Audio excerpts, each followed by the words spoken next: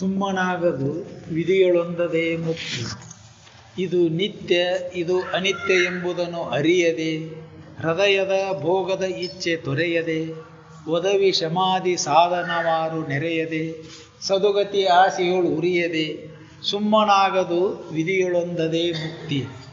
ಗುರುಪಾದ ಸೇವೆಯನ್ನು ಒಲವಿಂದ ಮಾಡದೆ, ವರ ನಿಗಮವನ್ನು ನೋಡಿ ಪಾಡದೆ, ಶರೀರ ಮುಂತಾದ ಉಪಾಧಿಗಳನ್ನು ಈಡಾಡದೆ, ಸ್ವಪರವೆಂಬ ಉಭಯ ವಾಸನೆ ಮೋರೆ ದುಳಿಯದೆ, ವಿಪರೀತ ಭಾವನೆ ಅಳಿಯದೆ, ಸೂಪತ ಈತರನೆಂದು ಅರಿಯದೆ, ಸುಮ್ಮನಾಗದು ವಿಧಿಯೊಳೊಂದದೇ ಮುಕ್ತಿ.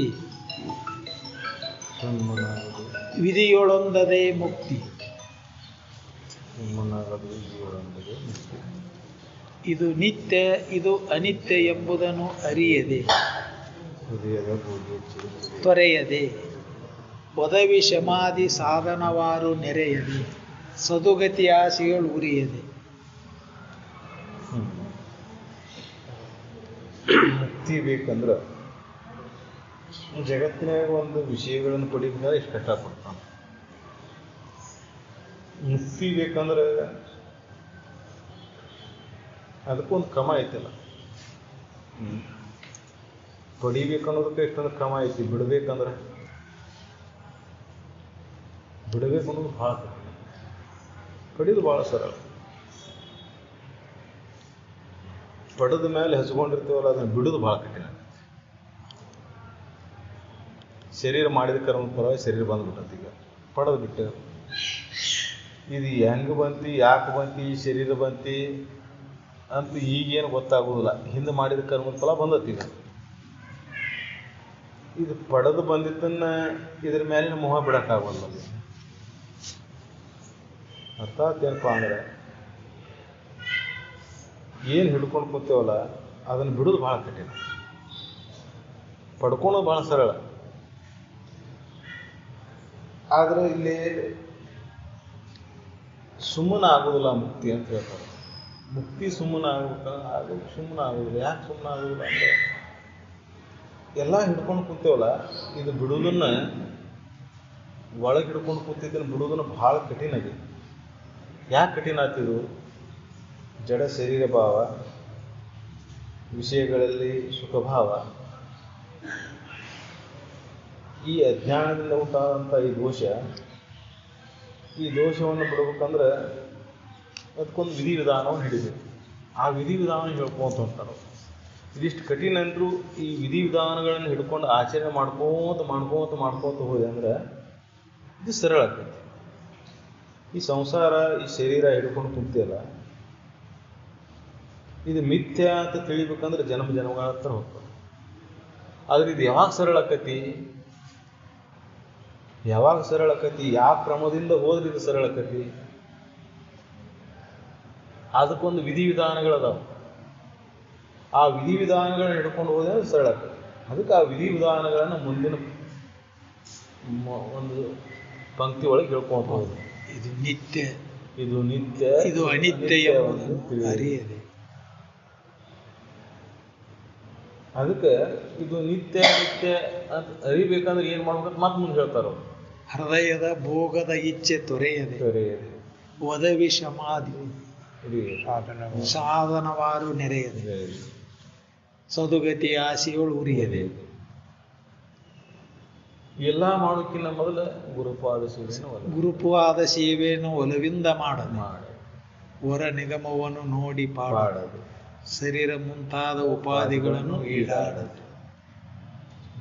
ಅರ್ಥಾತ್ ಏನಪ್ಪ, ಒಂದು ಕ್ರಮ ಐತಿ. ಆ ಕ್ರಮದಿಂದ ನೀನು ಹೋಗದಾಗ ಮಾತ್ರ ಇದು ಸಿದ್ಧಿಸ್ತದೆ. ಆ ಕ್ರಮದೊಳಗೆ ಮೊದಲನೇದು ಏನಪ್ಪ?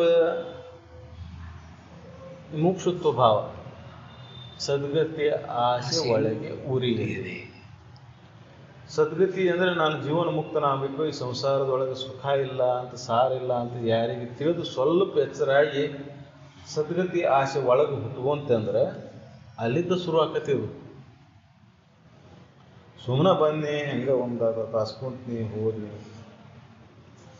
ಅಥವಾ ಎಲ್ಲರೂ ಹೋಗ್ತಾರ ಅಂತ ನಾನು ಹೋಗಿ ಬನ್ನಿ, ಹಿಂಗಾಗೋದಿಲ್ಲ. ಈ ಸಂಸಾರ ವಿಷಮ ಐತಿ, ಜಗತ್ತು ವಿಷಮ ಐತಿ, ಶರೀರ ಶಾಶ್ವತ ಅಲ್ಲ. ಇದ್ರೊಳಗೆ ಸಾರ ಅನ್ನೋದಿಲ್ಲ, ನಿಸ್ಸಾರ. ಎಷ್ಟು ಮಾಡಿದರೂ ಇದ್ರೊಳಗೆ ಹುರುಳಿಲ್ಲ. ತೌಡು ಕುಟ್ಟಿದ್ರೆ ಏನು ಉಪಯೋಗ ಐತಿ? ಭತ್ತ ಕುಟ್ಟಿದ್ರೆ ಅಕ್ಕಿ ಬರ್ತಾವೆ, ತೌಡು ಕುಟ್ಟಿದ್ರೆ ಏನು ಬರ್ತೈತಿ? ಹಂಗೆ ಈ ಸಂಸಾರ ಅನ್ನೋದು ತೌಡು ಕುಟ್ಟಿದಂಗೆ ಐತಿ. ಇದ್ರಾಗ ಎಷ್ಟರೇ ಮಾಡು, ಎಷ್ಟರ ಪ್ರಯತ್ನ ಮಾಡು, ಎಷ್ಟು ಪ್ರಯತ್ನ ಮಾಡಿದರೂ ಕಡೆಗೆ ಏನಕ್ಕಪ್ಪ? ದುಃಖನ ಬರ್ತೈತಿ, ಹೊರತಾಗಿ ಸುಖ ಬರುವುದಿಲ್ಲ. ಏನಂತೆ ಅದು ಬರೋದಲ್ಲ. ಇದು ವಿಷಮ ಐತೆ ಸಂಸಾರ. ಇದ್ರೊಳಗೆ ಬಡ್ಕೊಂಡು ಮನುಷ್ಯ ಮಾಡ್ತಾನೆ. ಹೆಂಡತಿ, ಮಕ್ಕಳು, ಗಂಡ, ಸಂಸಾರ ನಂದು ನಂದು ನಂದು ಅಂತ ಜೀವನ ಪರ್ಯಂತ ತನಗೆ ಅನುಕೂಲ ಆಕತ್ತೆ ಅಂತ ತಿಳ್ಕೊಂಡು ಮಾಡ್ತಾನೆ. ಇದರಿಂದ ಸುಖ ಸಿಗ್ತದೆ ಅಂತ ತಿಳ್ಕೊಂಡು ಮಾಡ್ತಾನೆ. ಎಷ್ಟು ಹಚ್ಕೊತಾನಂದ್ರೆ ಈಗೇನು ಪಡ್ಕೊಂಡು ಬಂದಾನಲ್ಲ, ಇದೇ ಶಾಶ್ವತ ಅಂತ ತಿಳ್ಕೊಂಡು ಇದನ್ನು ಹಚ್ಕೊಂಡು ಜೀವನ ಪೂರ್ತಿ ಬಡ್ದಾಡ್ತಾನೆ. ಇವು ಪಡೆದು ಬಂದಿದ್ದು ಇವು ಬಿಟ್ಟು ಹೋಗುವ ಅನ್ನೋದು ತಿಳಿಯೋದಿಲ್ಲ. ಯಾವ್ದು ಪಡೆದಿರ್ತಿಯಲ್ಲ ಅದು ಬಿಡಬೇಕಾಗತ್ತೆ. ಪಡೆದಂಥ ಪದವಿ ಪಟ್ಟುಗಳು ಬಿಟ್ಟು ಹೋಗ್ತಾವೆ ಒಂದಿನ, ಹೆತ್ತವ್ರು ಹೊತ್ತವ್ರು ಹೊತ್ತಾಗ ಬಿಟ್ಟು ಒಂದಿನ, ಶರೀರ ಹೋಗ್ತೈತೆ ಒಂದಿನ, ಇವೆಲ್ಲ ಬಿಡಬೇಕಾಗತ್ತೆ. ಇದು ಬಿಡಬೇಕು ಅನ್ನೋದು ಹಿಡ್ಕೊಂಡು ವಿಚಾರ ಮಾಡೋದಲ್ಲ ನಾವು. ಇದು ಶಾಶ್ವತ ಅಂತ ಹಿಡ್ಕೊಂಡು ವಿಚಾರ ಮಾಡ್ತಾರೆ. ಇದು ದೋಷ ಆಗೈತೆ. ಅದಕ್ಕೆ ಈ ದೋಷದಿಂದ ಹೊರಗೆ ಬರೋದು ಹೆಂಗಂದ್ರೆ, ಅದಕ್ಕೆ ಇದೆಲ್ಲ ಶಾಶ್ವತ ಅಲ್ಲ ಅಂತ ತಿಳಿಬೇಕಂದ್ರೆ ಸದ್ಗತಿ ಆಸೆ ಒಳಗೆ ಉರಿಬೇಕಲ್ಲ. ಇದು ಎಲ್ಲ ಸಂಸಾರದೊಳಗೆ ತಾಪತ್ರೆಗಳು ಬಂದು ತೋರ್ಬೇಕು. ಇದು ವಿಷಮ ಐತಿ, ಇದು ದುಃಖ ಐತಿ. ಅರ್ಥಾತ್ ಏನಪ್ಪ ಅಂದ್ರೆ, ಕೆಲವರಿಗೆ ತಮ್ಗೆ ಬಂದು ಹೋಗಿದ್ರು ಗೊತ್ತಾಗೋದಿಲ್ಲ. ಸಾಕಷ್ಟು ರೋಗ ರುಜಿಗಳು ಬಂದಿರ್ತಾವೆ, ಬಡತನ ಬಂದಿರ್ತೈತಿ, ಅಲ್ಲಿ ಆಸನಗಳು ಬಂದಿರ್ತಾವೆ, ಎಲ್ಲ ಮಾನ ಅಪಮಾನಗಳು ಬಂದಿರ್ತಾವೆ, ನಿಂದೆ ವಂದನೆಗಳು ಬಂದಿರ್ತಾವೆ. ಇವೆಲ್ಲ ಬಂದಿರ್ತಾವೆ ಮತ್ತು ಹೋಗಿರ್ತಾವೆ. ಆದರೂ ಎಚ್ಚರ ಆಗಿರೋದಿಲ್ಲ. ಕೆಲವೊಬ್ಬರಿಗೆ ಇವು ಯಾವ ಬಂದಿರೋದಿಲ್ಲ. ಎಲ್ಲ ಭೋಗ ಜೀವನ ನಡೆದಿರ್ತೈತಿ, ಮುಷ್ಟಾನ ಭೋಜನ ಇರ್ತೈತಿ, ಎಲ್ಲಿ ಕೈ ಮಾಡ್ತೀವಿ ಅಲ್ಲಿ ಸೇವಕರು ಇರ್ತಾರೆ. ಅಷ್ಟು ಆದರೂ ಸದ್ಯಕ್ಕೆ ಇದ್ರೊಳಗೆ ಏನಿಲ್ಲ ಅಂತ ಅವರಿಗೆ ಅನಿಸ್ತಿರ್ತೈತಿ. ಕೆಲವೊಬ್ಬರಿಗೆ ಇದೆಲ್ಲ ತದ್ವಿರುದ್ಧನೇ ಇರ್ತೈತಿ. ಸಂಸಾರದೊಳಗೆ ಯಾವುದೂ ಸರಿ ಇರೋದಿಲ್ಲ. ಶರೀರಕ್ಕೆ 108 ರೋಗ ಇರ್ತಾವೆ, ಉಣ್ಣಾಕಿರೋದಿಲ್ಲ, ಉಡಾಕಿರೋದಿಲ್ಲ, ತುಡಾಕಿರೋದಿಲ್ಲ, ಇರಬೇಕಂದ್ರೆ ಮಣಿ ಇರೋದಿಲ್ಲ. ಆದರೂ ಸಂಸಾರದಲ್ಲಿ ಆಸೆನ ಇರ್ತೈತಿ. ಕೆಲವೊಬ್ಬಗೆ ಇವೆಲ್ಲ ತುಂಬಿರ್ತಾವೆ, ಸಿರಿ ಸಂಪತ್ತು ಇರ್ತೈತಿ, ಪದವಿ ಪಟ್ಟರು ಇರ್ತಾವೆ, ಹೆಂಡತಿ, ಮಕ್ಕಳು ಎಲ್ಲ ಅಗ್ದಿ ಅನುಕೂಲ ಇರ್ತಾವೆ, ಪ್ರತಿಕೂಲ ಯಾವುದೂ ಇರೋದಿಲ್ಲ. ಆದರೂ ಇದರೊಳಗೆ ರುಚಿ ಇರೋದಿಲ್ಲ. ಯಾಕೆ ಹಿಂಗಪ್ಪ? ಒಬ್ಬ ಏನಿಲ್ಲ, ಆದರೂ ಇದ್ರೊಳಗೆ ರುಚಿನ ಐತಿ. ಇದನ್ನ ಮಾಡಿ ಇದನ್ನ ಹೊಂದ್ಬೇಕಂತಾನ. ಒಬ್ಬ ಇದೆಲ್ಲ ಐತಿ, ಆದರೂ ಅದ್ರೊಳಗೆ ರುಚಿ ಇಲ್ಲ. ಯಾಕಂದ್ರೆ ಜನ್ಮ ಜನ್ಮಾಂತರ ಸಂಸ್ಕಾರ ಬಲ. ಅದಕ್ಕೆ ಸದ್ಗತಿ ಆಸೆ ಒಳಗೆ ಉರಿಬೇಕಂದ್ರೆ ಜನ್ಮ ಜನ್ಮಾಂತರ ಸಂಸ್ಕಾರ ಬಲ ಜೋರಾದಾಗ ಉರಿತದಿದ್ದು. ಒಂದು ಜನ್ಮಕ್ಕೆ ಮುಕ್ತಿ ಇಚ್ಛೆ ಹುಟ್ಟೋದಿಲ್ಲ ಯಾರಿಗೆ. ಬಾಳೆದಾಗ ಏನಾರು ಮಾಡ್ಬೇಕಂತ, ಇನ್ನು ಸಂಸಾರದಾಗ ಏನು ಮಾಡ್ಬೇಕಂತಾನ, ಇನ್ನಟ್ಟು ಹಂಗೆ ಮಾಡಿ ಹಿಂಗೆ ಮಾಡಿ ಏನಾರು ಮಾಡಿ ಒಟ್ಟು ಈ ಸಂಸಾರ ಚಂದ ಮಾಡಿ ಸುಖಿ ಆಗ್ಬೇಕಂತ. ಇದು ಚಂದಗೇಡಿ ಸಂಸಾರ. ಇದು ಚಂದ ಆಗುವಂಥದ್ದಲ್ಲ ಅಂತ. ಒಂದು ಸುತ್ತ ಆಗ ಒಂದು ಕೆಟ್ಟಿರ್ತದೆ, ಮುನಾಬಟ್ಟಿ ಸಂಸಾರ. ಅದಕ್ಕೆ ಈ ಸಂಸಾರದೊಳಗೆ ಎಲ್ಲ ಇದ್ದಾಗೂ ಸದ್ಯಕ್ಕೆ ಒಬ್ಬವನಿಗೆ ಮೋಕ್ಷತ್ವ ಭಾವ ಹುಡ್ತೈತಿ. ಒಬ್ಬನಿಗೆ ಎಲ್ಲ ತದ್ವಿರುದ್ದಿದ್ರು ಇದ್ರ ಮೇಲೆ ಬೇಸರ ಹುಟ್ಟುವಲ್ಲ. ಇದ್ರ ಮೇಲೆ ಇನ್ನೂ ಆಸೆನ ಹುಡ್ತದೆ ಮತ್ತಷ್ಟು ಹೆಚ್ಚಿಗೆ. ಇನ್ನೂ ಶುದ್ಧ ಮಾಡ್ಬೇಕಂತಾನಿದ್ದಾನೆ. ಹೆಂಡತಿ ಸರಿ ಇರೋದಿಲ್ಲ, ಮಕ್ಕಳು ಸರಿ ಇರೋದಿಲ್ಲ, ಸಿರಿ ಸಂಪತ್ತಿ ಇರೋದಿಲ್ಲ. ಆದರೂ ಮತ್ತೆ ಏನಾರು ಮಾಡಿ ಹೊಂದಿದ್ದನ್ನು ಮಾಡಿ ಶುದ್ಧ ಮಾಡಿ ಮುಕ್ತ ಆಗ್ಬೇಕು, ಇದರ ಸುಖಿ ಆಗ್ಬೇಕಂತ. ಅದಕ್ಕೆ ಇದು ಯಾಕಂದ್ರೆ ಜನ್ಮ ಜನ್ಮಾಂತರ ವಾಸನೆ ಹಂಗೆ ಉಳಿದು ಅದರೊಳಗೆ ಸುಖ ಬುದ್ಧಿ ಇಟ್ಕೊಂಡು ಕುಂತ ನಾವು. ಇದ್ರೊಳಗೆ ಸುಖ ಇದೆ ಅಂತ ಭಾವ ಐತಿ. ಅದಕ್ಕೆ ಅವಾಗ ಏನಾಗೈತಿ, ಇದ್ರೊಳಗೆ ದೋಷನ ದರ್ಶನ ಆಗೋದು. ಒಂದು ಭಾಗದ ಅಷ್ಟೇ ಕಾಣಿಸ್ತೈತಿ, ಇನ್ನೊಂದು ಭಾಗ ಕಾಣೋದೇ ಇಲ್ಲ. ಯಾವಾಗ ಅದು ಕಾಣೋದಿಲ್ಲ ಅವಾಗ ಆ ದೋಷ ದರ್ಶನ ಆಗೋದಿಲ್ಲ. ಕಾಣಬೇಕಂದ್ರೆ ಆ ನೋಡುವಂಥ ಕಣ್ಣು ತೆಗಿಬೇಕಲ್ಲ. ಸಂಸಾರದೊಳಗೆ ಸುಖ ಬುದ್ಧಿ ಇಟ್ಕೊಂಡ ನೋಡ್ತಾನ. ಸಂಸಾರ ಇದು ವಿಷಮ, ಇದು ಸಮ ಆಗುದಿಲ್ಲ ಅಂತ ವಿಚಾರ ಬರೋದ್ರ ಒಳಗೆ. ವೇದೋಪನಿಷತ್ತುಗಳು ಹೇಳ್ತಾವು, ಎಲ್ಲರೂ ಹೇಳ್ತಾರೆ, ಗುರು ಹಿರಿಯರು ಹೇಳ್ತಾರೆ ಈ ಸಂಸಾರ ಇಷ್ಟ ಬಿಡಪ್ಪ ಅಂತಾರ. ಹೇಳುದು ಎಲ್ಲರೂ ಹೇಳ್ತಾರೆ. ಆದ್ರೆ ಆ ದೃಷ್ಟಿಯಿಂದ ನೋಡುವುದಿಲ್ಲ ಯಾರೇ. ಮತ್ತು ಇದು ಕೆಟ್ಟಾಗ ದುಃಖಿ ಆಗ್ತಾರೆ, ವ್ಯಥೆ ಪಡ್ತಾರೆ, ಬಳತಾರೆ. ಸಾವು ಸಹಜ, ರೋಗಗಳು ರುಜಿಗಳು ಬರೋದು ಸಹಜ, ಹಸು ತೃಷಿಗಳ ಭಾಷೆ ಸಹಜ. ಇವೆಲ್ಲ ಸಹಜ ಹೌದಲ್ಲ, ಯಾರಿಗೆ ಬಿಟ್ಟವೆಲ್ಲ. ಆದರೂ ಇದು ಬಂದಾಗ ಬಳಲ್ತಾನೆ. ಇದು ಬಂದಾಗ ನಳ್ತಾರ, ಇದು ಬಂದಾಗ ದುಃಖಿ ಆಗ್ತಾರೆ. ಯಾರಿದು ಇದೆಲ್ಲ ಬಂದರೂ ದುಃಖಿ ಆಗದಂಗೆ ಉಳ್ಕೊಳಾರ ಯಾರು? ಯಾರಿದನ್ನು ಹಚ್ಕೊಂಡಿರೋದಿಲ್ಲ, ಇದು ಪ್ರಾರಬ್ಧ ಕರ್ಮ, ಇದ್ರದ್ದು ಆಟನೇ ಎಷ್ಟೈತೆ ಅಂತ ತಿಳಿದಿರ್ತಾರ, ಅವ್ರು ಇದನ್ನ ಉದಾಸೀನ ಭಾವ ತಾಳ್ತಾರೆ. ಅದಕ್ಕೆ ಜೀವನ ಮುಕ್ತನ ಸ್ಥಿತಿ ಅಂದ್ರೆ ಏನಪ್ಪ? ಸದ್ಗತಿ ಆಸೆ ಒಳಗುಳಿದು ಜೀವನ ಮುಕ್ತರವರೆಗೆ ಹೋಗೋರೊಳಗೆ 108 ಕ್ರಮಗಳದಾವ. ಆದ್ರೆ ಜೀವನ ಮುಕ್ತರ ಮುಖ್ಯ ಲಕ್ಷಣ ಏನಪ್ಪ? ಜಗತ್ತಿನೊಳಗೆ ಆಗು ಹೋಗುಗಳಿಗೆ ಬದಲಾವಣೆ ಆಗುವುದೇ ಇರುತ್ತೆ. ಅನುಕೂಲ ಆದರೂ ಅಷ್ಟೇ, ಪ್ರತಿಕೂಲ ಆದರೂ ಅಷ್ಟೇ, ಹೊಗಳಿದ್ರು ಅಷ್ಟೇ, ತೆಗಳಿದ್ರು ಅಷ್ಟೇ. ಜಗತ್ತ ಹೆಂಗೈತಿ, ನಿಯಮನ ಹೆಂಗೈತಿ? ಅನುಕೂಲ ಆದ್ರೆ ಹೊಗಳ್ತತಿ, ಪ್ರತಿಕೂಲ ಆದ್ರೆ ತೆಗಳ್ತತಿ. ಹೌದು. ಅದಕ್ಕೆ ಜಗತ್ತಿನ ಗೊಡುವಿಗೆ ಅವಂಗಿರುವುದಿಲ್ಲ. ನಾವು ಹೆಂಗಿರ್ತಾನಂದ್ರೆ ಇದನ್ನೆಲ್ಲ ಉದಾಸೀನ ಭಾವದಿಂದ ಸಮಚಿತ್ತವಾಗಿ ಸ್ವೀಕಾರ ಮಾಡ್ತಿರ್ತಾನೆ. ಜಗತ್ತಿನ ಆಟ ಇಷ್ಟ ಐತಿ. ಇದ್ರೊಳಗೆ ಹಿಗ್ಗುದ ಅವಶ್ಯಕತೆ ಇಲ್ಲ, ಕುಕ್ಕುದ ಅವಶ್ಯಕತೆ ಇಲ್ಲ. ಅನ್ನೋರು ಅನ್ಕೊಂತಿರ್ತಾರೆ, ಆಡ್ಕೊಂತಿರ್ತಾರೆ. ನೀನೇನು ಮಾಡ? ಸದ್ಗುರುವಿನಲ್ಲಿ ಶರಣಾಗಿ ನಿನ್ನ ಕರ್ತವ್ಯ ಏನು? ಮೋಕ್ಷತ್ವ ಒಂದ, ಮುಕ್ತನಾಗಬೇಕನ್ನೋ ಇಚ್ಛಾ ಒಂದ. ಮತ್ತೊಂದು ಯಾವುದಾದ್ರು ಇಚ್ಛಾ ಇತ್ತಂದ್ರೆ ಮತ್ತದ್ರ ಹಿಂದೆ ಶುರು ಆಗಿಬಿಡ್ತದೆ. ಯಾಕಂದ್ರೆ ಆ ಎಲ್ಲ ಇಚ್ಛೆಗಳು ಏನದಾವು ದುಃಖವನ್ನು ತಂದು ಕೊಡುವುದಾವು. ಸದ್ಗತಿ ಆಸೆ ಒಂದು ಬಿಟ್ಟು ಉಳ್ಕಿದ್ವೆಲ್ಲ ಇಚ್ಛೆಗಳು ಏನದಾವು ದುಃಖವನ್ನು ತಂದು ಕೊಡ್ತಾವೆ. ಸದ್ಗತಿ ಆಸೆ ಇಟ್ಕೊಂಡು ಕ್ರಮ ತಪ್ಪಿದ್ರು ದುಃಖ ಬರ್ತೈತಿ. ಮತ್ತೆ ಸದ್ಗತಿ ಆಸೆ ಇರ್ತೈತಿ, ಕ್ರಮ ತಪ್ಪಿ ನಡೆದ್ರಿ ಸದ್ಗತಿ ಆಸೆ ಇದ್ದ ದುಃಖ ಬರೋದಿಲ್ಲ ಅಂತಲ್ಲ, ಸದ್ಗತಿ ಆಸೆ ಇದ್ರು ಕ್ರಮ ತಪ್ಪಿ ನಡೀದೇ ಇರೋದು. ಅದಕ್ಕೆ ಮೋಕ್ಷ ಆಗಬೇಕಂದ್ರೆ ಮೊದಲೇದೇನಪ್ಪ ಅಂದ್ರೆ ಒಳಗೆ ಸದ್ಗತಿ ಆಸೆ ಒಳಗೆ ಉಳಿಬೇಕು. ವೇದ ಉಪನಿಷತ್ತುಗಳನ್ನು ನೋಡಬೇಕು, ಗುರುಮುಖಿಯನ್ನು ಕೇಳಬೇಕು. ಸದ್ಗತಿ ಆಸೆ ಒಳಗೆ ಹುಡುಕ್ತಿರ್ಬೇಕು. ಯಾವಾಗಲೂ ಸದಾ ಬೆಳಗ್ತಿರ್ಬೇಕು. ಅದು ಯಾವಾಗ ಮುಕ್ತನಾಗೇನಪ್ಪ? ಯಾವಾಗ ಸಿದ್ಧಾರೂಢರಂಗ, ಶಿವಾನಂದರಂಗ ನಾನು ನಿಶ್ಚಿಂತನಾಗಿ ಹೋದೆ. ಅದಕ್ಕೆ ಅಜ್ಜವರು ದೇಹ ಭಾವನೆ ಹೆಂಗೆ ಕಳ್ಕೊಂಡ್ರು? ಅವರಿಗೆ ಪಾಲ್ಕಿ ಮೆರವಣಿಗೆ, ಪಲ್ಲಕ್ಕಿ ಉತ್ಸವ, ತೇರ ಮೇಲೆ ಕುಂದಿಸೋದು ಅಂದ್ಕೂಡ್ಲೇನ ಮೊದಲು ಇದಕ್ಕೆ ಬತ್ಲೆ ಮಾಡ್ರಿ, ಒಂದು ಕಡೆ ಸುಣ್ಣ ಬಡ್ರಿ, ಒಂದು ಕಡೆ ಕ್ಯಾಮಿ ಬಣ್ಣ ಬಡ್ರಿ, ಮ್ಯಾಗ ಚಪ್ಪಲ್ ಹಾರ ಹಾಕ್ರಿ. ಇದಕ್ಕೆ ಮೊದಲು ಕತ್ತಿ ಮೇಲೆ ಮೆರವಣಿಗೆ ಮಾಡಿಸ್ಕೊಂಬರಿ ಇದನ್ನು. ಆಮೇಲೆ ಪಾಲ್ಕಿ ಮೇಲೆ ಕುಂದಿಸ್ರಿ. ಅದರಾಗ ಕುಂದ್ರಕ್ಕೆ ರೆಡಿ ಇದ್ರೆ ಇದ್ರಾಗ ಕುಂದ್ರಕ್ಕೂ ರೆಡಿ ಇರ್ಬೇಕು. ಅರ್ಥಾತ್ ಏನಪ್ಪ ಅಂದ್ರೆ ಮಾನ ಅಪಮಾನಗಳು, ನಿಂದೆ ವಂದನೆಗಳು ಎರಡೂ ಸಮಾನ. ಅವನ ಎರಡನ್ನೂ ಸಮಾನವಾಗಿ ಸ್ವೀಕಾರ ಮಾಡ್ಕೊಂಡು ಸಮಚಿತ್ತ ಭಾವ. ಹೊಗಳಿದ್ರು ಅಷ್ಟೇ, ತೆಗಳಿದ್ರು ಅಷ್ಟೇ. ಹೊಗಳಿದ ಕೂಡಲೇ ಹಿಕ್ಕುವಂಗಿಲ್ಲ, ತೆಗಳಿದ ಕೂಡಲೇ ಕುಕ್ಕುವಂಗಿಲ್ಲ. ಸಮಚಿತ್ತ, ಸಮಭಾವ, ಸಮಿಷ್ಠೆ ಅಂತಾರೆ. ಮನಸ್ಸು ಯಾವಾಗಲೂ ಸಮವಾಗಿ ಉಳಿದು, ಮನಸ್ಸಿನಲ್ಲಿ ಅಲ್ಲೋಲ ಕಲ್ಲೋಲ ಆಗೋಂಗಿಲ್ಲ. ಅಲ್ಲಿ ಭಯ ಇಲ್ಲ, ನಿರ್ಭಯ.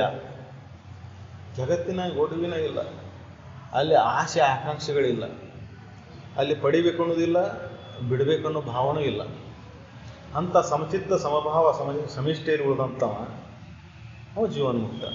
ಆ ಭಾವವನ್ನು ನೀ ಸಾಧಿಸ್ಬೇಕಾಯ್ತಂದ್ರೆ ಒಂದು ದಿನದ್ದಲ್ಲ. ಒಂದು ದಿನಕ್ಕೆ ಮನಸ್ಸು ಸಮ ಆಗಿ ಉಳಿದಿಲ್ಲ. ಮನಸ್ಸು ಹೊಯ್ದಾಡಿ ಬಿಡ್ತೈತಿ. ಹೊಗಳಿದ ಕೂಡಲೇ ಒಂಥರ ಆಕತಿ, ತೆಗಳಿದ ಕೂಡಲೇ ಒಂಥರ ಆಕತಿ. ಹೌದು. ನಿಂದೆ ವಂದನೆಗಳಿಗೆ ಬದಲಾವಣೆ ಆಕತಿ. ಮತ್ತು ಅನುಕೂಲ ಪ್ರತಿಕೂಲ ನೋಡ್ತೈತಿ. ಯಾರು ನನಗೆ ಅನುಕೂಲ ಆಗ್ತಾರೆ, ಯಾರು ಪ್ರತಿಕೂಲ ಆಗ್ತಾರೆ. ಅನುಕೂಲ ಆದರೆ ಹೌದು ನಮ್ಮವ್ರು ಅಂತ, ಪ್ರತಿಕೂಲ ಆದರೆ ಅಲ್ಲ ಅಂತ. ಅದಕ್ಕೆ ರಾಗ ದ್ವೇಷಗಳಿಗೆ ಹುಟ್ಕೊಂತಾವು. ಅನುಕೂಲ ಆದರೆ ಅವನ ಮೇಲೆ ಪ್ರೀತಿ, ಪ್ರತಿಕೂಲ ಆದರೆ ಅವ್ರ ಮೇಲೆ ದ್ವೇಷ. ಇದು ಎಲ್ಲರಲ್ಲಿ ನಡೀತೈತಿ. ಎಲ್ಲ ಸಮಯದೊಳಗೂ ಇದು ನಡೀತೈತಿ. ಅಣ್ಣ ತಮ್ಮರು, ಬಂಧು ಬಾಂಧವರು, ತಂದೆ ಮಕ್ಕಳು ಯಾರ ಜೋಡಿನೂ ಬಿಟ್ಟಿಲ್ಲಿದು. ಯಾಕಂದ್ರೆ ಅಲ್ಲಿ ಅನುಕೂಲ ಪ್ರತಿಕೂಲನ ಆದರ್ಶ ನೀಡತೈತಿದೆಲ್ಲ. ಅಲ್ಲಿ ನಿಷ್ಕಲಂಶ ಇಲ್ಲ. ಅಲ್ಲಿ ಆಸೆ ಬಯಕೆಗಳದಾವ. ಆಸೆ ಬಯಕೆಗಳು ಎಲ್ಲಿ ಇರ್ತಾವು ಅಲ್ಲಿ ಬಂಧನ ಇದ್ದಿದ್ದ. ಯಾವುದೇ ಅಪೇಕ್ಷೆ ಇಲ್ಲದ ಸದ್ಭಾವದಿಂದ ಸತ್ಪ್ರೀತಿ, ಹೆಂಗ ತನ್ನ ಮೇಲೆ ಪ್ರೀತಿ ಐತಲ್ಲ, ಜಗತ್ತ ಅಳಿಲಿ ಅಂತಾನ, ಶರೀರಗಳು ಹೋಗಲಿ ಅಂತಾನ, ಕೈ ಹೋಗ್ತಿ ಹೋಗಲಿ, ಕಾಲು ಹೋಗ್ತಿ ಹೋಗಲಿ, ಹೋಗಲಿ, ನಾ ಆರಾಮಿರ್ತೀನಿ, ನಾನು ಆರಾಮಿರ್ಬೇಕು ಅನ್ನೋ ಭಾವ ಏನೈತಲ್ಲ, ಅದು ನಿಜವಾದ ಪ್ರೀತಿ. ತನ್ನ ಮೇಲೆ ಪ್ರೀತಿ ಇದ್ದಷ್ಟು ಮತ್ತೊಬ್ಬರ ಮೇಲೆ ಯಾರ ಮೇಲೆ ಪ್ರೀತಿ ಇಲ್ಲ ಜಗತ್ತಿನೊಳಗೆ. ಈ ಶರೀರ ಮೇಲೆ ಪ್ರೀತಿ ಇಲ್ಲ, ಮತ್ತು ಈ ಶರೀರನ ಇಷ್ಟು ಹಚ್ಕೊಂಡನಲ್ಲ, ಹಂಗೆ ಅದಕ್ಕೆ ಸರಿಯಾಗಿ ಬಂದಾಗ ಇದನ್ನು ಬಿಡಕ್ಕೆ ರೆಡಿ ಆಗ್ತಾನ, ಇದನ್ನ ಶರೀರ ಬಿಡಕ್ಕೆ ರೆಡಿ ಆಗ್ತಾನ. ನೋಡ್ರಿ, ಮನಸ್ಸಿನಲ್ಲಿ ಅಲ್ಲೋಲ ಕೊಲ್ಲೋಲ ಆದಾಗ ಅಲ್ಲಿ ಸಮಭಾವ ಸಮಚಿತ್ತ ಇಲ್ಲದ ಶಾಂತ ಭಾವ ಉಳಿಲಿಲ್ಲ ಅಂದ್ರೆ ಶರೀರ ಬಿಡಕ್ಕೆ ರೆಡಿ ಆಗ್ತಾನೆ. ಶರೀರಕ್ಕೆ ಏನೋ ತಾಪತ್ರಯಗಳು ಬಂದಾಗ, ರೋಗ ರುಜಿಗಳು ಬಂದಾಗ ನೆಳ್ಳಕ್ಕೆ ಶುರು ಮಾಡ್ತೆ ಅಂದ್ರೆ ಇದು ಭಾಳ ತೊಂದರೆ ಕೊಡಕತ್ತೆ ಅಂದ್ರೆ ಯಾವಾಗಾರ ಇದರಿಂದ ಬಿಡುಗಡೆ ಆಗಿತ್ತೇನಪ್ಪ ಅಂತ. ಇದ್ರ ಬಿಟ್ಟು ನಾನು ಬೇರೆ ಅದನ್ನು ಭಾವ ಅದು ಯಾವಾಗ ಹೋಗವಲ್ರಿ. ಇದು ನಳತತಿ ಸಾಕಾಗೈತಿ, ಎಲ್ಲರ ಕಡೆ ಅನಿಸ್ಕೊಂಡೈತಿ, ಚೀತು ಅನಿಸ್ಕೊಂಡೈತಿ, ಇನ್ನೂ ಹೋಗಲ್ಲ. ಇದು ಅರ್ಥಾತ್ ಏನಪ್ಪ ಅಂದ್ರೆ ಎಲ್ಲವನ್ನೂ ನೋಡ್ಕೊಂತ ಬಂದಾಗ ಪ್ರೀತಿ ಅತ್ಯಂತ ಮೋಹ ಎಲ್ಲೈತಿ, ತನ್ನ ಮೇಲೇ ಐತಿ. ತಾನು ಯಾರು? ಶರೀರ ಅಲ್ಲ. ಈ ಶರೀರಕ್ಕೆ ಕಾಲಿಗೆ ಏನಾರ ಒಂದಾತ, ಕಾಲು ತೆಗಿತೀನಿ ಡಾಕ್ಟ್ರ್ ಅಂದ್ರೆ ತೆಗೀರಿ, ನನಗೆ ನಾ ಆರಾಮಿರ್ಬೇಕಂತ. ಇಲ್ಲಿ ಕಾಲು ತ್ರಾಸು ಕೊಡಾಕತ್ತೈತ್ರಿ, ತೆಗೀರಿ, ಅಲ್ಲಿಗೆ ಹಚ್ಚಿ ತೆಗೀರಿ, ಒಟ್ಟು ಆರಾಮಾಗೈತಿಲ್ರಿ ಡಾಕ್ಟ್ರೆ. ಮತ್ತು ಆರಾಮ ಬೇಕು ಇವ್ಗೆ. ಮತ್ತೆ ಕೇಳ್ತಾನೇನು, ಕಾಲು ಹೋದ್ರೆ ನನಗೆ ಆರಾಮಾಗತ್ತಿಲ್ರಿ, ನೀ ಆರಾಮನ ಇದೀವು, ಈ ಕಾಲು ಹಚ್ಕೊಂಡು ಅಂತೇಳಿ ದುಃಖ ಐತಿ, ಕಾಲಿಗೆ ತೊಂದರೆ ಮಾಡಿ. ಹಾಗೆ ಈ ಶರೀರಕ್ಕೂ ತೊಂದರೆ ಬರ್ತಾವೆ. ಕೈ ಕಾಲು ಇವೆಲ್ಲ ಒಂದೊಂದು ಇಂದ್ರಿಯಗಳು ಒಂದೊಂದು ವಿಷಯಕ್ಕಾಗಿ ಭೋಗಕ್ಕೆ ಬಂದಿರ್ತಾವೆ. ಆ ಇಂದ್ರಿಯಗಳ ಶೀತಲಕ್ಕವು, ಅದಕ್ಕೆ ರೋಗ ರುಜಿಗಳು ಬರ್ತಾವೆ. ಅವಾಗ ಏನಂತಾನ, ಇದೊಂದೊಂದು ಹೋಗಲಿ ಅಂತ. ನಾನು ಆರಾಮತ್ತೇನೆ ಇಲ್ರಿ ಅಂತ ಕೇಳ್ತಾನೆ ಪ್ರಶ್ನೆ. ಕಾಲು ತೆಗೆದ್ರೆ ಆರಾಮಕ್ಕೇನಿಲ್ರಿ ಡಾಕ್ಟ್ರ್, ನಾನು ಆರಾಮ ಅಂತ ತೆಗೆದು ಬಿಡ್ತೇನೆ, ನಾನು ಆರಾಮಿದ್ರೆ ತೆಗೆದು. ಹೌದಲ್ಲ? ಅದಕ್ಕೆ ಒಟ್ಟಾರೆ ಏನಪ್ಪ ಅಂದ್ರೆ ಎಲ್ಲನೂ ನೋಡಿ ತಾನು ಆರಾಮಿರ್ಬೇಕು ಅನ್ನೋದು ಒಂದೇ ಭಾವ. ಅದು ಆರಾಮ ಸ್ಥಿತಿನ ಮುಕ್ತಿ. ಮುಕ್ತಿನ ಯಾಕೆ ಬಯಸ್ತಾನೆ ಮನುಷ್ಯ? ಎದಕ್ಕೆ ಬಯಸ್ಬೇಕಾಯ್ತು ಮುಕ್ತಿ? ಇಲ್ಲಿ ಉಣ್ಣಾಕೈತಿ, ಉಡಾಕೈತಿ, ಇಲ್ಲಿ ಒಂದು 1000 ವಯಸ್ಸು ಬದುಕಿವಿ, ಹಂಗೆ ಕೇಳಿಬಿಟ್ರೆ ಮುಗೋಕ್ಕಿತ್ತಲ್ಲ ಅಂದ್ರೆ ಇದು ಆರಾಮಿರಕ್ಕೆ ಬಿಡುವುದಿಲ್ಲ. ಇದು ಒಮ್ಮೆ ಆರಾಮಿದ್ದಂಗೆ ಅನಿಸ್ತತಿ, ಮತ್ತೇನೋ ಬರ್ತೈತಿ. ಎಂಥ ಶ್ರೀಮಂತದಾನ ಅಂದ್ರೂ ಬಿಟ್ಟಿಲ್ಲ, ಎಂಥ ವಿದ್ವಾನದಾನ ಅಂದ್ರೂ ಬಿಟ್ಟಿಲ್ಲ, ಹರಿಹರ ಬ್ರಹ್ಮಾದಿಗಳೇ ಬಿಟ್ಟಿಲ್ಲ. ಇದು ರಾಮ ಕೃಷ್ಣ ಅಂತ ಕಥೆ ಕೇಳ್ತಿರಲ್ಲ, ಯುಗ ಪುರುಷರು ಅವತಾರ ಪುರುಷರು ಅಂತಿರಲ್ಲ, ಅವ್ರಿಗೆ ಬಿಟ್ಟತ್ತೆ, ಅವ್ರಿಗೆ ಬಿಟ್ಟಿಲ್ಲ. ಮತ್ತು ಸಾಮಾನ್ಯ ಮನುಷ್ಯ ನೀನು ಲೆಕ್ಕಪ್ಪ. ಅದಕ್ಕೆ ಇದು ಬಿಡುವುದಿಲ್ಲ. ಇದು ಆರಬ್ಧ ಕರ್ಮ ಬರ್ತೈತಿ, ಭೋಗಿಸಬೇಕಾಕತಿ. ಅದಕ್ಕೆ ಏನು ಮಾಡು, ಇದ್ರ ಮೇಲೆ ಉದಾಸೀನ ಭಾವ ತಾಳು. ಈ ಉದಾಸೀನ ಭಾವ ತಾಳುವಂಥ ಅಂತಃಕರಣದಿಂದ ರೂಪುಗೊಳ್ಬೇಕಂದ್ರೆ ಕ್ರಮವತ್ತಾಗಿ ನೀನು ಒಂದೊಂದು ಹೆಚ್ಚಿ ಮೆಲ್ಲನೆ ಇದನ್ನೆಲ್ಲ ತಿಳ್ಕೊಂತ ಇದ್ರ ಮೇಲೆ ಮೋಹನ್ ಬಿಟ್ಕೊಂತು. ಇದನ್ನ ಯಾಕೆ ತಿಳ್ಕೊಬೇಕಾಗೈತಿ? ಈ ಶರೀರ ಹೆಂಗೈತಿ, ಈ ಜಗತ್ತು ಹೆಂಗೈತಿ ಅಂತ ಯಾಕೆ ತಿಳ್ಕೊಬೇಕಾಗೈತಿ? ಇದ್ರ ಮೇಲೆ ಮೋಹನ್ ಉಟ್ಕೊಂಡು ಕುಂತತಿ. ಇದು ನಾನ ಅಂತ ತಿಳ್ಕೊಂಡಾನ, ಇದು ಮಲಬೇಡ ಬಸಿಗೆ, ಇದು ನೀನಲ್ಲ. ಇದನ್ನ ಯಾಕೆ ತಿಳ್ಕೊಬೇಕಾಗೈತಿ? ಇದ್ರ ಮೇಲಿನ ಮೋಹ ಕಡಿಮೆ ಮಾಡ್ಕೊಳ. ಇದು ಹಿಂದೆ ಹೆಂಗಿತ್ತು, ಈಗ ಹೆಂಗಿತ್ತು, ಮುಂದೆ ಹೆಂಗಿರ್ತತಿ ಈಗ ವಿಚಾರ ಮಾಡಿ ನೋಡ್ಕೋ. ಮುಂದೆ ಹೆಂಗಿರ್ತತಿ ಇನ್ನೊಂದು 10 ವರ್ಷ ಆಕಂದ್ರೆ, ಇದು ಇನ್ನೊಂದು 20 ವರ್ಷಕ್ಕೆ ಹೆಂಗಾಕೈತಿ? ಮತ್ತೆ ಯಾಕೆ ಇಷ್ಟು ಬಡದಾಡ್ಬೇಕು ಇದಕ್ಕೆ? ಅದಕ್ಕೆ ಏನು ಮಾಡು, ಹಿಂದಾಗಿದ್ದನ್ನ ನೆನಪು ಮಾಡ್ಕೋ, ಮುಂದೆ ಏನು ಬರ್ತೈತೆ ಅನ್ನೋದು ವಿಚಾರ ಮಾಡು. ಈಗ ಹೆಂಗೆ ಬದುಕಬೇಕು ಅನ್ನೋದು ತಿಳ್ಕೊ. ಯಾಕೆ ಇದನ್ನು ನಡ್ಕೋಬೇಕಾಗೈತಿ ಅಂದ್ರೆ ಈಗ ಸರಿಯಾಗಿ ನಡಿಯಾಕ. ಈಗ ನೀವು ಹೆಂಗಾರ ನಡೀತಿಲ್ಲ, ಎದಕ್ಕೆ ನಡಿಯಾಕೈತಿ ಅಂದ್ರೆ ಮುಂದೆ ಏನು ಬರ್ತಾವ ಅನ್ನೋದು ನೀವು ವಿಚಾರ ಮಾಡಿಲ್ಲ. ಈ ಶರೀರ ಸದೃಢ ಐತಿ, ಏನೇನೋ ಮಾಡ್ತೀವಿ, ಇಂದ್ರಿಯಗಳ ಸದೃಢದವು ಏನೇನೋ ಮಾಡ್ತೀವಿ. ಮುಂದೆ ಇವೆಲ್ಲ ಶೀತಲಕ್ಕ ಒಂದಿನ ಕಣ್ಣು ಕಾಣಲ್ಲಾಗಕತಿ, ಕಿವಿ ಕೇಳಲಾಗಕತಿ, ಅರು ಮರು ಶುರು ಆಕತಿ. ಹೆಸರು ಕೇಳಿದ್ರೆ ಹೇಳಕ್ಕೆ ಬರೋದಿಲ್ಲ. ಅರ್ಥಾರ್ಥ ಏನಪ್ಪ ಅಂದ್ರೆ ಇವೆಲ್ಲ ಏನಿಷ್ಟ ವಿಮಾನ ತಾಳ್ಕೊಂಡು ಕುಂತಿಯಲ್ಲ, ಇದು ಇದೆಲ್ಲ ನಾನು ನಂದು ಇಷ್ಟೊಂದು ಅಭಿಮಾನ ತಾಳ್ಕೊಂಡು ಕುಂತಿಯಲ್ಲ ಇದು ಒಂದಿನ ಮುಂದೆ ಹಿಂಗೆ ಬಿದ್ದಿದ್ದು ಹಿಂಗೆ ಹೊಳಕ್ಕೆ ಬರೋದಿಲ್ಲ ಇದು. ಅದಕ್ಕೆ ಈಗ ಎಚ್ಚರ ಮಾಡ್ಕೊಂಡು ಹೆಂಗೆ ಬಿದ್ದಿರ್ತದೆ ಹಂಗೆ ಬಿದ್ದಿರ್ತದೆ ಇದನ್ನ ಹೊಳಸಾಗಿ ಮತ್ತೊಬ್ರು ಬೇಕಾರೆ ಹೌದಲ್ಲ. ಅದಕ್ಕೆ ಈಗ ಯಾಕೆ ಇಷ್ಟು ಹುಡುಗಾಡ್ತೀವಿ ಮತ್ತೆ ನೀನು? ಅದಕ್ಕೆ ಇದನ್ನು ಸ್ವಲ್ಪ ಎಚ್ಚರ ಮಾಡ್ಕೊಂಡು ಈಗ ಏನು ಮಾಡು, ಗುರುಪಾದ ಶಿವೇನ ಒಲವಿಂದ ವೇದ ಉಪನಿಷತ್ತುಗಳನ್ನ ಓದು, ಕೇಳು, ತಿಳ್ಕೋ. ಇದ್ರ ಮೋಹದೊಲೆ ಬಿದ್ದ ಹೆಂಗಾರ ಬದುಕಾಕೈತಿಲ್ಲ, ಇದನ್ನ ಬಿಟ್ಟು ಬಿಡು. ಆ ಸದ್ಗತಿ ಆಸೆಯನ್ನು ಒಳಗಿಟ್ಕೋ. ಮುಕ್ತನಾಗಬೇಕು ಅನ್ನೋ ಚಿಂತನೆಯನ್ನು ಒಳಗೆ ಬೆಳೆಸ್ಕೋ. ಅದು ನಿನ್ನನ್ನು ಪಾರು ಮಾಡ್ತತಿದ್ರೆ ಎಲ್ಲದರಿಂದ. ಅದ ಒಂದು ದಾರಿ, ಮತ್ತೊಂದು ಏನಿಲ್ಲ ಇಲ್ಲ. ಮುಕ್ತನಾಗ್ಬೇಕು ಅನ್ನೋದು ಏನಪ್ಪ ಅಂದ್ರೆ ಏನು ಇವು ಎಲ್ಲ ಮುಂದೆ ಬಂದು ಬದುಕ್ತಾವಲ್ಲ, ಇವು ಯಾವ ನನ್ನ ಅಂತಕ್ಕನ್ನಕ್ಕೆ ಹತ್ತಿರಬಾರ್ದು. ನನಗೆ ಒಳಗೆ ದುಃಖ ಅನ್ನೋದು ಆಗಿರಬಾರ್ದು. ಶರೀರ ಬೀಳಲಿ ಅದಕ್ಕೆ ರೋಗ ರುಜಿಗಳು ಬರಲಿ, ಅದಕ್ಕೆ ಹಸು ತೃಷಿಗಳ ಬಾಧೆ ಬರಲಿ, ಅದಕ್ಕೆ ವಂದನೆಗಳು ಬರಲಿ, ನಿಂದೆಗಳು ಬರಲಿ, ಮಾನ ಅಪಮಾನಗಳು ಬರಲಿ, ಅವನ್ನೆಲ್ಲವನ್ನೂ ಸಮಾನವಾಗಿ ಸ್ವೀಕಾರ ಮಾಡ್ಕೊಂಡು ಶಾಂತವಾಗಿ ಉಳಿಬೇಕಲ್ಲ. ಯಾಕಂದ್ರೆ ಇದು ದುಃಖಿ ಪಡ್ತೈತಿ, ವ್ಯಥ ಪಡ್ತೈತಿ, ಬಳಲ್ತೈತಿ. ಕಡಿಗೆ ಇಷ್ಟು ಬಳಲ್ತೈತಲ್ಲ, ಇಷ್ಟು ದುಃಖಿ ಆಕತ್ತಲ್ಲ, ಅವಾಗ ದಾರಿ ತೋರಿಸೋರು ಯಾರು ಇರೋದಿಲ್ಲ. ಅವಾಗ ದಾರಿ ಯಾವ್ದು ತೋರಿಸ್ತೈತೆ ಅಂದ್ರೆ ಈ ಚಿಂತನೆ ಮಾತ್ರ ದಾರಿ ತೋರಿಸ್ತೈತಿ. ಅದು ನಿನ್ನಲ್ಲಿ ಶಾಂತಿಯನ್ನು ತಂದು ಕೊಡ್ತೈತಿ, ಅದು ನಿನ್ನ ದುಃಖದಿಂದ ಪಾರು ಮಾಡ್ತೈತಿ. ಈ ಚಿಂತನೆ ಇರಲಿಲ್ಲ ಅಂದ್ರೆ ದುಃಖಿ ಆಗ್ತೀವಿ, ಬಳಲ್ತೀವಿ, ವ್ಯಥೆ ಪಡ್ತೀವಿ. ನೀನು ಎಷ್ಟೋ ಶ್ರೀಮಂತ ಇರ್ಬೋದು, ಎಷ್ಟೋ ವಿದ್ವಾನ್ ಇರ್ಬೋದು, ಎಷ್ಟೋ ಬುದ್ಧಿವಂತ ಇರ್ಬೋದು, ಜಗತ್ತ ನಿನ್ನ ಆಧೀನದೊಳಗಿರ್ಬೋದು, ಜಗತ್ತಿಗೆ ನೀ ಅಧಿಪತಿ ಆಗಿರ್ಬೋದು. ಆದರೆ ಇವೆಲ್ಲ ಕೈ ಕೊಟ್ಟು ಹೋಗುವ ನೋಡುವ ದಿನ, ಇವೆಲ್ಲ ಕೈ ಕೊಟ್ಟು ಹೋಗುವ. ಅದಕ್ಕೆ ಈಗ ಎಚ್ಚರಗೊಳ್ಳ ನೀನು. ಈಗ ಎಚ್ಚರಗಳು ಏನು ಮಾಡು, ಮುಕ್ಷತ್ವ ಭಾವ. ಮುಕ್ತನೇ ಯಾವಾಗ ಆಗ್ಯಾನಪ್ಪ ನಾನು? ಆ ಸದ್ಗತಿ ಆಶೆ ಏನೈತಲ್ಲ, ಈ ಎಲ್ಲ ಬಂಧನಗಳನ್ನು ದಾಟಿ ನಾನು ಮುಕ್ತನೇ ಅದೇನನ್ನೋ ಭಾವವನ್ನು ಅನುಭವಿಸೋದು ಯಾವಾಗ ನಾನು ಅನುಭವಿಸೋದು? ಈಗ ಬಂಧನ ಅನಿಸೈತಿ. ಯಾಕೆ ಅನಿಸೈತಿಪ್ಪ ಇದು ಬಂಧನ ಅಂದರೆ ಈ ಶರೀರದ ಚಿನ್ನ ಅನಿಸೈತಿ. ಈ ಶರೀರ ನಾನು ತಿಳ್ಕೊಂಡು ಕುಂತಿದ್ರಿಂದ ಬಂಧನ ಆಗೈತಿ. ಈ ಶರೀರ ಭಾವವನ್ನು ಕಳ್ಕೊಂಡು ನೀ ಮುಕ್ತನ ಹಾಕೋಬೇಕು. ಅದಕ್ಕೆ ಅದನ್ನು ಇಟ್ಟಾರ ಅವರು ಒಂದು ವಾಕ್ಯ ಅದನ್ನು ಇಟ್ಟಾರ. ಇದನ್ನ ಶರೀರ ಮುಂತಾದ ಉಪಾಧಿಗಳನ್ನು ಈಡಾಡದು. ಏನು ಉಪಾಧಿ ಅಂತ ಈ ಶರೀರ ಹಿಡ್ಕೊಂಡು ಕುಂತಿಯಲ್ಲ, ಇದರ ಮೇಲಿನ ಮೋಹವನ್ನು ಬಿಡಲಾರ್ದ ಮತ್ತೊಂದು ಯಾವ ಮಾರ್ಗನೇ ಇಲ್ಲ ನೋಡಪ್ಪ. ಅದಕ್ಕೆ ಇದನ್ನು ಬಿಟ್ಟು ಬಿಡ್ಬೇಕು ಮೊದಲೇ. ಏನಿದ್ರ ಮೇಲೆ ಮಾನ ವಿಮಾನಕ್ಕೆ ಅಂಜಿ ನಿಂದಿನ ವಂದನೆಗಳಿಗೆ ಹೆದರ್ಕೊಂಡು ಬದುಕಾಗತ್ತಲ್ಲ, ಇದನ್ನು ಬಿಟ್ಟು ಬಿಡ. ನಿನ್ನ ಅಂತಃಕರಣ ಪರಿಶುದ್ಧವಾಗಿತ್ತ, ಜಗತ್ತು ಮುಂಗಾಗಿ ನೀ ಚೋಕೊಳ್ಳಿ. ಜಗತ್ತು ಹಂಗೆ ಮಾಡಿದ್ರು ಅಂತತಿ, ಹಿಂಗೆ ಮಾಡಿದ್ರು ಅಂತ ಜಗತ್ತಿನ ಗುಡುಗೆ ನಿನಗೆ ಜಗತ್ತಿನ ಬಗ್ಗೆ ನೀ ಯಾಕೆ ಚಿಂತೆ ಮಾಡ್ಕೋದಕ್ಕಂತೀವಿ? ನೀನು ಒಂದು ಆರಾಮ್ ಇರ್ಬೇಕಾ? ಒಳಗೆ ಸ್ವಚ್ಛ ಇಟ್ಕೊಂಬ, ಒಳಗೆ ಸ್ವಚ್ಛ ಮಾಡ್ಕೋಬೇಕಾ? ಸ್ವಚ್ಛವಾದ ವಿಚಾರಗಳನ್ನು, ಸ್ವಚ್ಛವಾದ ಚಿಂತನೆಗಳನ್ನು ಒಳಗೆ ತುಂಬ್ಕೋತ ಹೋಗು. ಕೆಟ್ಟ ವಿಚಾರಗಳು ತನ್ನಿಂತಾನೆ ಹೋಗ್ತಾವಲ್ಲಿ. ಅದಕ್ಕೆ ಆಸ್ಪದನೇ ಇಲ್ಲದಷ್ಟು ಈ ಚಿಂತನೆ ಮುಳುಗಲ್ಲ.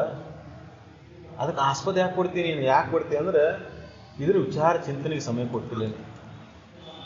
ಈ ವಿಚಾರ ಈ ಚಿಂತನೆಗೆ ಸಮಯ ಕೊಟ್ಟೆ ಅಂದರೆ ಆ ವಿಚಾರಗಳು ತನ್ನಿಂತಾನೆ ಸರಿತಾವೆ. ಅದಕ್ಕೆ ಆ ವಿಚಾರಗಳನ್ನು ನೀವು ಬಿಟ್ಕೋತ ಹೋಗು. ಯಾವ ದುಷ್ವಿಚಾರಗಳು, ದುಶ್ಚಿಂತನೆಗಳು,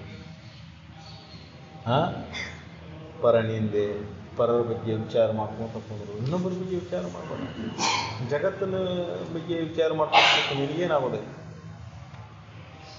ಜಗತ್ತಿನ ಗೊಡವೆ ಬಿಟ್ಟು ಬಿಡು, ನಿನ್ನ ಬಗ್ಗೆ ಅಷ್ಟೇ ವಿಚಾರ ಮಾಡ. ನೀ ಏನು ಮಾಡ್ತೀವಿ? ಎಲ್ಲಾನು ವಿಚಾರ ಮಾಡ್ಕೊಂತ ಕೂತೀವಿ. ಜಗತ್ತಿನ ಹಂಗಾಯ್ತು, ಹಿಂಗಾಯ್ತು, ಅದಾಯ್ತು, ಇದಾಯ್ತು. ಇವೆಲ್ಲ ವಿಕಾರನ ಅದಾವು. ಗಂಡ ಹೆಂಡತಿ ಮಕ್ಕಳು ವಿಚಾರ ಮಾಡ್ಕೊಂಡು ಕೂತಿ ಅದೊಂದು ನಮ್ಮನೆ. ಜಗತ್ತಿನ ವಿಚಾರ ಮಾಡ್ಕೊಂತೀವಿ ಅದೊಂದು ನಮ್ಮನೆ. ಈ ಶರೀರದ ವಿಚಾರ ಮಾಡ್ಕೊಂಡು ಕೂತಿ ಅದೊಂದು ನಮ್ಮನೆ. ಇವೆಲ್ಲ ವಿಕಾರ ಆಗುವ ಅದಾವು. ಅದಕ್ಕೆ ನಿನ್ನ ಕೂರ್ತಿ ನೀ ವಿಚಾರ ಮಾಡು. ಅದಕ್ಕೆ ಜಪ ಅಂದರೆ ಯಾವುದು, ತಪ ಅಂದರೆ ಯಾವುದು? ನಾವು ಹೊರಗಿಂದ ಯಾವುದಾದ್ರು ಶಬ್ದ ಅನ್ಕೊಂಡು ಕೂತು ಅದು ಜಪ, ಯಾವುದೋ ಒಂದು ಮಂತ್ರ ಅನ್ಕೊಂಡು ಕೂತು ಅದು ತಪಸ್ಸು ಆಗಲ್ಲ. ನಿನ್ನ ಕೂರ್ತಿ ನೀ ಚಿಂತನೆಯಲ್ಲಿ ಮುಳುಗುವುದು. ಎಲ್ಲವನ್ನೂ ಬಿಟ್ಟು ಬಿಡು. ಎಲ್ಲವನ್ನೂ ಬಿಟ್ಟು ನಿನ್ನ ಕುರಿತು ಈ ಚಿಂತನೆಯಲ್ಲಿ ಈ ಶರೀರವನ್ನು, ಈ ಮನಸ್ಸನ್ನು, ಈ ಬುದ್ಧಿಯನ್ನು ಅಲ್ಲಿ ಐಕ್ಯಗೊಳಿಸುವುದು, ಅಲ್ಲಿ ಒಂದು ಮಾಡುವುದು. ಈ ಜಗತ್ತಿನ ಬಗ್ಗೆ, ವಿಷಯಾದಿಗಳ ಬಗ್ಗೆ ಚಿಂತನೆ ಮಾಡಿದ್ರೆ ವಿಕಾರ ಆಗ್ತೈತಿ. ಆ ಸದ್ವಸ್ತುವಿನ ಕುರಿತು ಚಿಂತನೆ ಮಾಡ್ಕೊಂಡು ಹೋಗೋದು ಶಾಂತ. ಇನ್ನು ಶಾಂತಿ ಸಮಾಧಾನ ಬೇಕಂದ್ರೆ ಈ ಜಗತ್ತಿನ ಚಿಂತನೆಯನ್ನು ಬಿಟ್ಟುಬಿಡು, ಸದ್ವಸ್ತಿನ ಕುರಿತು ಚಿಂತನೆ ಮಾಡು. ಅದ ನೀನಿದ್ದೆ ಅಂತ ಹೇಳ್ತಾವೆಲ್ಲ ವೇದೋಪನಿಷತ್ತುಗಳು. ಅದ ನೀನಿದ್ರೂ ಸದ್ಯಕ್ಕೆ ಅನುಭವ ನಿನಗಾಗೋದು, ಅಂತಃಕರಣಕ್ಕೆ ಅನುಭವ ಆಗೋದು. ಯಾಕೆ ಅಂತಃಕರಣಕ್ಕೆ ಅನುಭವ ಆಗೋದು?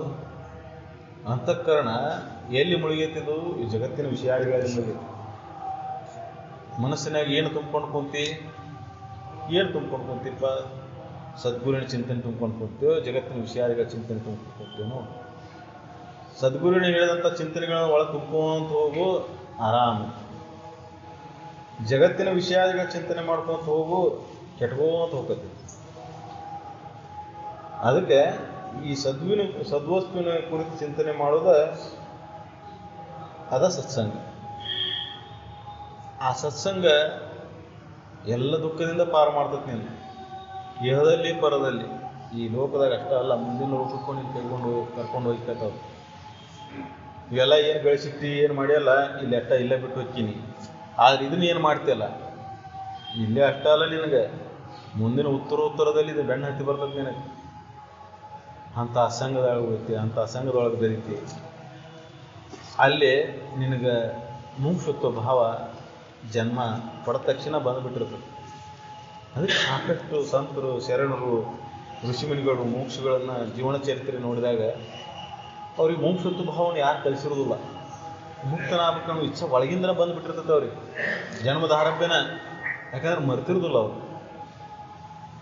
ಅನೇಕ ಜನ್ಮಗಳನ್ನ ಎತ್ತಿ ಬಂದು ಆದರೆ ಆ ಪಟ್ಟಂಥ ಕಷ್ಟಪಟ್ಟ ಎಲ್ಲವನ್ನ ನೆನಪು ಉಳಿದಿರ್ತಾವೆ. ನಾವು ಮರೆತು ಬಿಟ್ಟಿರ್ತೇವೆ, ಅವರು ನೆನಪಿಟ್ಟಿರ್ತಾರೆ. ಎಷ್ಟು ಇದು ಜನ್ಮ ತಿರುಗಿ ಬಂದೈತಿ, ಮತ್ತು ಈಗ ಬಂದು ಮತ್ತೆ ಅದನ್ನ ಮಾಡಾಕತ್ತೈತೆ ಅಂದ್ರೆ ಹೆಂಗಿದೆ. ಅದಕ್ಕೆ ಅವ್ರು ಅದ್ರ ಕೊಡುಗೆ ಹೋಗುವುದಿಲ್ಲ. ಅವ್ರು ಏನು ಮಾಡ್ತಾರೆ, ಈ ಶರೀರ ಪ್ರಾರಬ್ಧ ಕರ್ಮ ಇದು ಬಂದೈತಿ, ಇದು ಭೋಗಿಸ್ತೈತಿ, ನನ್ನ ಕೆಲಸ ಏನಪ್ಪ? ನನ್ನ ಕೆಲಸ ಏನು? ಸದ್ಗುರುನ ಸಂಘದಾಗ ಉಳಿದು ಸಚ್ಚಿಂತನೆಯನ್ನು ಮಾಡಿ. ಕೆಲವೊಂದಿಷ್ಟು ಜನರಿಗೆ ಹಾಲೆ ಉನ್ನತ ಹಂತಕ್ಕೆ ಬಂದುಬಿಟ್ಟಿರ್ತಾರೆ. ಜನ್ಮ ಜನ್ಮಾಂತರ ಸಂಸ್ಕಾರ ಬಲ ಹಿಂಗಿರ್ತೈತಲ್ಲ, ಸಂಸಿದ್ಧರಾಗಿ ಬಿಟ್ಟಿರ್ತಾರೆ. ಸದ್ಗುರುವಿನ ಸಂಘನೂ ಅವ್ರಿಗೆ ಬೇಕಾಗಿರೋದಿಲ್ಲ. ಸ್ವಯಂಭೂ ಅಂತಾರೆ. ತಾವ ನಮ್ಮ ತಮ್ಮೊಳಗ ಸಚ್ಚಿತ್ತನೆಯಲ್ಲಿ ಮುಳುಗಿ ಮುಳುಗಿ ಮುಳುಗಿ ಆ ಸದ್ವಸ್ತಿನ ಕಡೆಗೆ ಮನಸ್ಸು ಹರಿದು ಹೋಗಿ ಅಲ್ಲೇ ಒಂದಾಗಿಟ್ಟಿರ್ತೈತೆ ಅವು. ಹೆಂಗೆ ಬುದ್ಧಗೆ ಆಯ್ತಲ್ಲ, ಹೆಂಗೆ ರಮಣರಿಗೆ ಆಯ್ತಲ್ಲ, ಹೆಂಗೆ ಶಿವಾನಂದರಿಗೆ ಆಯ್ತಲ್ಲ, ಹಂಗೆ ಯಾರು ಗುರುಗಳು ಅನ್ನೋರಿಲ್ಲ.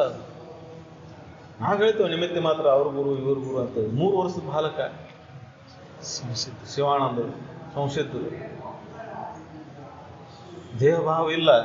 9 ವರ್ಷದ ಬಾಲಕ ಮೂಕ, ಶರೀರ ಮೇಲೆ ಹೊತ್ತಾವ ಯಾರು, ನಾನು ಯಾರು ಪ್ರಶ್ನೆ. ಅಂದ್ರೆ ಜಗತ್ತಿನ ಬಗ್ಗೆ ಚಿಂತನೆ ಇಲ್ಲ. 3 ವರ್ಷದಲ್ಲಿದ್ದಾಗ ಈ ಜಗತ್ತಿನ ಹಕ್ಕಿಕತ್ತನ ಸತ್ಪುರುಷರಿಗೆ ಅರ್ಥಾತ್ ಏನಪ್ಪಾ ಅಂದ್ರೆ, ಜನ್ಮ ಜನ್ಮಾಂತರ ಸಂಸ್ಕಾರ ಬಲದಿಂದ ನೀ ಹೆಂಗೆ ದುಡಿಮೆ ಮಾಡ್ತೀಯಲ್ಲ ಹಂಗೆ ಮುಂದಿನ ಜನ್ಮ ಬರ್ತಾವ. ಅದಕ್ಕೆ ಈ ಜನ್ಮದಾಗ ಬಿಟ್ಟು ಬಿಡೋದು ಈ ಸಂಸ್ಕಾರದಲ್ಲಿ ಮುಳುಗಿದ್ದಾದ್ರೆ ಇದೇ ಜನ್ಮದಾಗ ಮುಕ್ತ ಆಗ್ಬೋದು. ಮುಕ್ತ ಆಗಲ್ಲ ಈ ಶರೀರ ಪ್ರಾರಬ್ಧಕರವಾಗಿ ಈ ಶರೀರ ಹೋದರೂ ಮುಂದಿನ ಜನ್ಮ ಅಂತ ಸಂಘದೊಳಗೆ ಅಲ್ಲೇ ಉಳಿತು. ನಾನು ಇದ್ರ ಬಗ್ಗೆ ಸಾಕಷ್ಟು ವಿಚಾರಗಳನ್ನು 6ನೇ 7ನೇ ಅಪ್ಪ ಅವ್ರ ಜೋಡಿ ಇದ್ದಾಗ ಭಾಳ ಪ್ರಶ್ನೆಗಳನ್ನು ಮಾಡ್ತಿದ್ವಿ. ಇವನ್ನೆಲ್ಲ ಮನುಷ್ಯ ಜೀವನ ಶ್ರೇಷ್ಠ ಅಂತೀರಿ, ಮನುಷ್ಯ ಜೀವನ ಶ್ರೇಷ್ಠ ಅಂತೀರಿ. ಆದರೆ ಇಷ್ಟೊಂದು ಜನ ಭೂಮಿ ಮೇಲೆ ಮನುಷ್ಯರು ಹೆಚ್ಚಿಗೆಯಾಗಿ ಹುಟ್ಟಾಕತ್ತಾರ, ಇಷ್ಟೊಂದು ಜನ ಪುಣ್ಯ ಮಾಡ್ಯಾರ, ಹೆಂಗೆ ಇಷ್ಟೊಂದು ಶ್ರೇಷ್ಠ ಜೀವಿಗಳಾಗ್ಯಾವ ಹೆಂಗೆ ಇದಾಗ ದ್ವಿಪಾದ ಪಶು ಅಂತ ಹೇಳ್ತಿದ್ರು. ಶರೀರ ಮನುಷ್ಯಂದ ಕರೆ, ಬುದ್ಧಿ ಮನುಷ್ಯಂದಿಲ್ಲಪ್ಪ.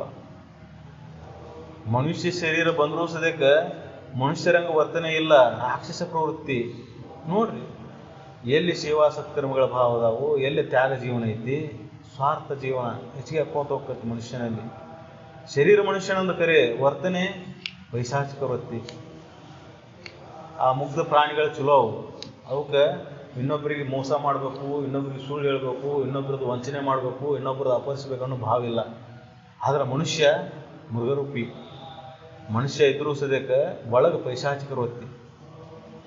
ಈ ಪೈಶಾಚಿಕ ವೃತ್ತಿಯಿಂದ ಏನು ಮಾಡ್ತಾನೆ ಮನುಷ್ಯ?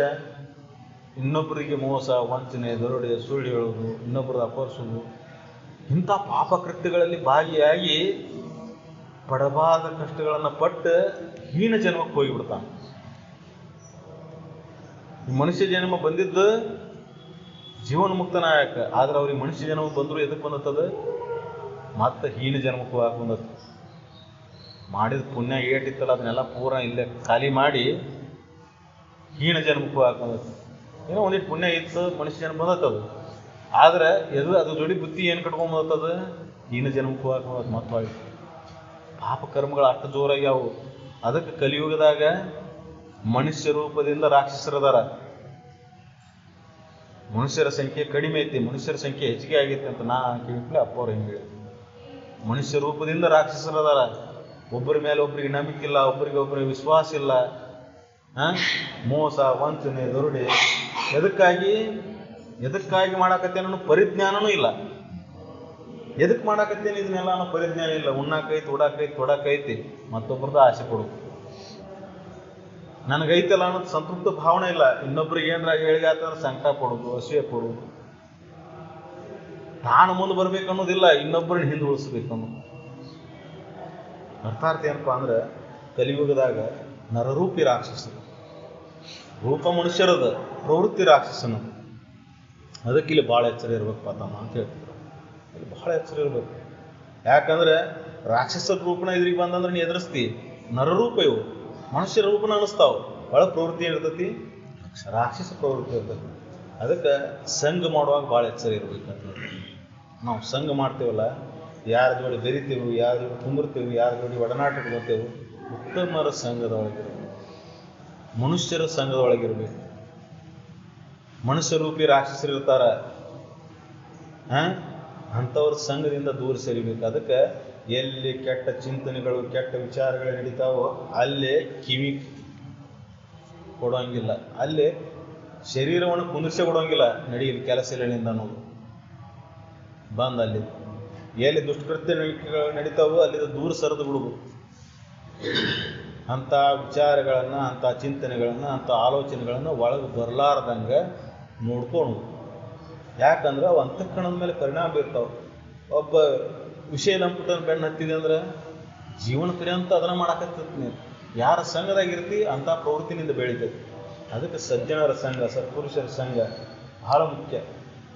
ಅದೇನು ಮಾಡ್ತೈತಿ? ನಮ್ಮ ಪ್ರವೃತ್ತಿಯನ್ನು ಬದಲಾವಣೆ ಮಾಡ್ತೈತಿ. ನಮ್ಮಲ್ಲಿ ಪ್ರವೃತ್ತಿ ಬದಲಾವಣೆ ಆಯ್ತಂದ್ರೆ ಮನಸ್ಸು ಸಹಜವಾಗಿ ಶಾಂತಿ. ವಿಷಯಾದಿಗಳ ಮೇಲಿನ ಮೋಹನ ನಮ್ಮ ಪ್ರವೃತ್ತಿಯಾಗಿ ಉಳಿದಾಗ ಅಂತರಂಗದಲ್ಲಿ ಶಾಂತಿ ಹುಟ್ಟು ಅಂದ್ರೆ ಎಷ್ಟು ಜನ ಆದರೂ ಸಾಧ್ಯಿಲ್ಲ. ಅದಕ್ಕೆ ನಮ್ಮಲ್ಲಿದ್ದಂಥ ಪ್ರವೃತ್ತಿ ಬದಲಾವಣೆ ಆಗಬೇಕು. ಅದು ಬದಲಾವಣೆ ಆಗ್ಬೇಕಂದ್ರೆ ಅಂಥವ್ರ ಸಂಘದಾಗ ನಾವು ಉಳಿಬೇಕು. ಎತ್ತಾಗಿ, ತೊತ್ತಾಗಿ, ಇತ್ತಲದ ಮರವಾಗಿ, ಮಕ್ಕಳ ಪಾದ ಕೆರವಾಗಿ ಅಂಥ ಸಜ್ಜನರ ಸಂಘದಾಗ ಉಳಿಬೇಕು. ಅದಕ್ಕೆ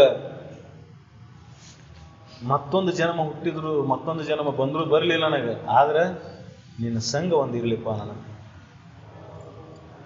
ಅಂಥ ಸಂಘದೊಳಗೆ ನಾನು ಹುಟ್ಟುವಂಗೆ ಮಾಡ, ಅಂಥ ಸಂಘದೊಳಗೆ ನಾನು ಬೆರೆಯುವಂಗೆ ಮಾಡ, ಅಂಥ ಸಂಘದೊಳಗೆ ನನ್ನ ಮನಸ್ಸು ಹೋಗಿ ತೊಡುವಂಗೆ ಮಾಡ. ಸಿರಿ ಸಂಪತ್ತು, ಪದವಿ ಪಟ್ಟುಗಳನ್ನು ಪಡೆದವರು ಸಾಕಷ್ಟು ಜನ ಅದಾರ. ಅಧರ್ಮ ಮಾರ್ಗದಿಂದ ಹಿಡಿದ ಗಳಿಸಿದವರು ಸಾಕಷ್ಟು ಜನ ಅದಾರ. ಅಂಥವ್ರ ಸಂಘ ನನಗೆ ಬೇಡ. ಅದನ್ನು ಏನು ಮಾಡು? ಸೇವಾ ಸತ್ಕರ್ಮಗಳಲ್ಲಿ ಮಾಡು. ಸಜ್ಜನರ ಸಂಘದೊಳಗೆ ಬರೀ ಸದ್ವಿಚಾರಗಳನ್ನು ತಿಳ್ಕೊ. ಇನ್ನೊಂದು ಜೀವಿಗೆ ಏನಾಗುತ್ತೆ ಅಷ್ಟೊಂದು ಅನುಕೂಲ ಮಾಡು. ಒಳಗೆ ಸ್ವಾರ್ಥ ಭಾವವನ್ನು ತೆಗೆದಾಗ, ನಿಸ್ವಾರ್ಥ ಭಾವದಿಂದ ಸೇವಾ ಸತ್ಕರ್ಮಗಳನ್ನು ಮಾಡಿದ್ದಾದ್ರೆ ಮನಸ್ಸು ಶಾಂತ ಕೊಂತ ಬರ್ತದೆ. ಅವಾಗ ಒಳಗೆ ಹುಡ್ತತ್ತಲ್ಲ ಆ ಧೈರ್ಯ. ಜಗತ್ತಿನೊಳಗೆ ಏನೈತಲ್ಲ ಇದೆಲ್ಲ ಒಂದು ಭ್ರಮ ಅಂತನ್ನುವಂಥ ಸತ್ಯ ಒಳಗೆ ಗಟ್ಟಿಯಾಗತ್ತೆ.